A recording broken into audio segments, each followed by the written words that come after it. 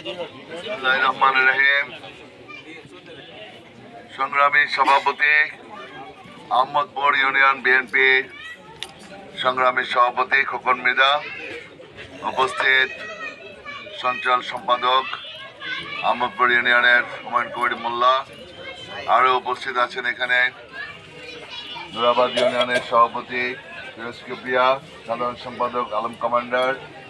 আমার সাথে সবার সঙ্গী হিসাবে এখানে আরও উপস্থিত হয়েছেন চরপেশন উপজেলার বিএনপির দুর্দিনের কান্ডারি সাবেক মেয়র জনাব আলম আমির ইসলাম ভিন্টেজ।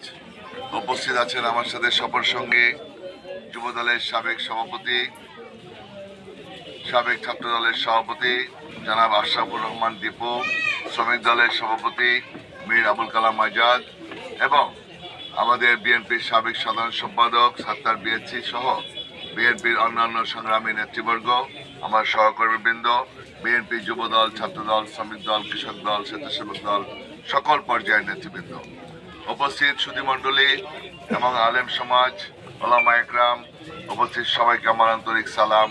আসসালামু আলাইকুম রহমতুল্লাহ বারাকাতুহু। আজকে এই পথসভায় দাঁড়িয়ে আল্লাহ রাব্বুল আলামিনের কাছে প্রথমে শুকরিয়া আদায় করছি যে দীর্ঘদিন পর এখানে এসে আমি সমবেত হতে পেরেছি এবং আপনাদের সামনে দু চারটি কথা বলার সুযোগ আল্লাহ তাআলা দিয়েছেন। সেজন্য আল্লাহর কাছে লাখ কোটি শুকরিয়া আদায় করছি। আলহামদুলিল্লাহ। আপনারা জানেন 17টি বছর কেন আপনাদের সাথে এইভাবে মিলিত হতে পারি নাই,